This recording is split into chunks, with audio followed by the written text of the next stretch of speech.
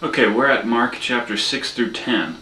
Now, I love Mark's gospel because he is so quick and to the point, but that can also be very confusing. He'll give us the details of what happened and just move on without explanation. That actually becomes a theme in Mark's account of Jesus' life, is this sense of confusion. And so we'll see an example in chapter 8.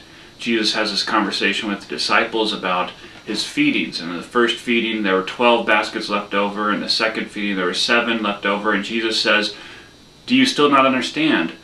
And Mark doesn't really feel like we should have any other, need any other help, at least in understanding that. And I would say to you, I've heard a lot of people give explanations for what that teaching means. I would say to you that while it is confusing, it's hard to understand, there's some comfort in this too. Some comfort in knowing that Jesus' own disciples didn't always have all the answers. And so we, as we're reading, can be patient with ourselves and be honest sometimes when we don't have the answers. I'm not saying there aren't answers. I'm just saying that confusion is probably going to be part of an authentic faith life, okay?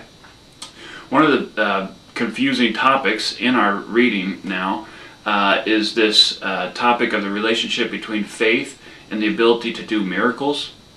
Well, when Jesus was in his hometown, he was shocked at their lack of faith and was unable to do miracles. It says in chapter 6 at the beginning. We'll get to chapter 9 and there'll be a scene where the disciples are not able to drive out a demon, and the man comes into Jesus and says, "Jesus, if you're able, will you drive out the demon from my son?" And Jesus says, "If I'm able," says, "everything is possible for him who believes." Now, a lot of people walk away from these readings like that and they say, if I just had enough faith, if I could just believe enough, I could get God to do what I need him to do. And I don't think that's what Jesus was trying to say in these moments. I don't think that's what Mark is trying to get us to understand, and for a couple of reasons. First of all, if you study the text, the focus is always on the fact that God can do everything. I mean, God is the one who can do anything. Even in that verse, it's very clear that God can do anything for the person who believes, is the way to translate that. And I think faith is maybe getting to that understanding. Not that I could control God if I just had enough faith, but faith is maybe understanding God is the one in control and I'm not. We get a picture of this in chapter 10, where a rich man comes to Jesus, and he would have had the finances and the wherewithal to basically control God, to do all the right things, to get God on his side. And he asks Jesus, how do you get to heaven? And there's a harsh response. The disciples ask Jesus, well, then who can get to heaven? And Jesus says, with man this is not possible, but with God everything is possible. I think the woman in chapter 7 gets this. She's begging for Jesus. She's desperate. She knows Jesus is in control.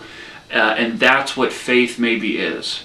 It's saying that I don't have all the powers. I don't have all the answers, but I know who does.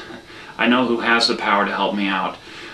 This is really going to become clear again at the end of Mark's gospel. When Jesus is hanging on the cross, we're really going to get to see just how bad it is, just how bad we are, just how in need of God and God's help we are. And looking at that Jesus, we'll finally be able to say he is really the Son of God. This person Jesus, is really our hope. And without him, we don't have much to offer, God or anybody else. So I hope that in the confusion we can get to a point where we too can come to Jesus and say, you are my hope. Enjoy your reading.